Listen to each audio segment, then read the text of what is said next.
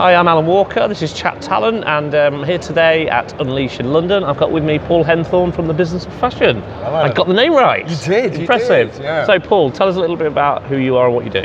Sure. So I'm running our talent acquisition function at the Business of Fashion. Okay. Prior to that, I was at social media management software company, Sprinklr, where I headed up our EMEA and APAC talent acquisition. So that's why I've been brought into Business of Fashion, put a bit of rigor, a bit of process around what we're doing. Okay, so we'll come on to that again in a second. We'll talk about that in a bit more detail. Why are you at Unleash?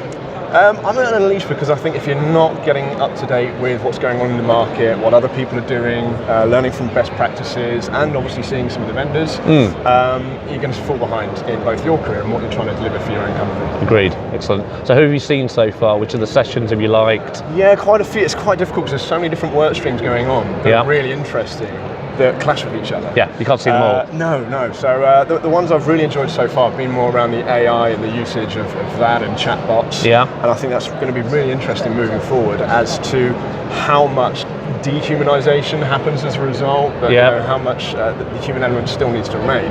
So finding that balance, I don't think anybody's going to get there yet. You can fully AI it, but then is that a great candidate experience? So just finding that really quite interesting. There's a good talk by DK over at Dental Ages. Okay, yes, yeah. AI Nirvana. I think it's an interesting topic, that, isn't it? Particularly, there's you could look at some recruiters, and I've worked with them in the past, and sure we all have. And you think, actually, probably a machine could do a better job, or be more focused. Bit and making sure on time with all my follow-ups. Exactly. But does a candidate want to be looked after by a machine on its own? Probably not. In the grand scheme of things. So the organisations that get that balance right, chatbot does the more mundane stuff, the administrative stuff, the stuff that actually you can just turn into a process and automate the hell out of it. But actually I think in reality what it will do is free up recruiters so they can spend more time with candidates and better quality time that enriches both sides of the relationship. Absolutely, and then you've got the other side of the AI, which is about the predictive analytics and thinking, improving your quality of hire. So getting in at a much earlier stage to help decide your sourcing strategy moving forward. So I think that's going to be really interesting. So we're getting towards the end of the day, but there's still 2 or 3 things going on. What else are you hoping to see before you leave today? There's going to be a great wrap up at the end that's going to bring everything else together as to where we come from and take all the learning together. Jason Overbrook is going to do a really good talk on where we go from here as an industry or as a function, I should say, to really support. And I think it's great that more and more companies are seeing HR and talent and that entire world as a much more strategic part of the business now. We're being listened to a lot more. So taking those final learnings and taking them back home to CEOs and your stakeholders is going to be really key. Excellent. So talking of learning, you've been with the Business of Fashion for a relatively short space of time, haven't 4 you? weeks in. Oh wow. So you've probably learned some stuff during that period, but what kind of drew you to them in the first place? Why did you join that business? For me it was the challenge. It's still very much a startup company.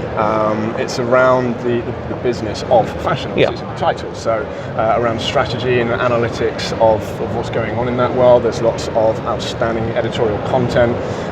So it's the people that started it. Our CEO's ex-McKinsey. In the commercial and editorial, we've got people from The Economist, the FT. So it's a really intelligent business.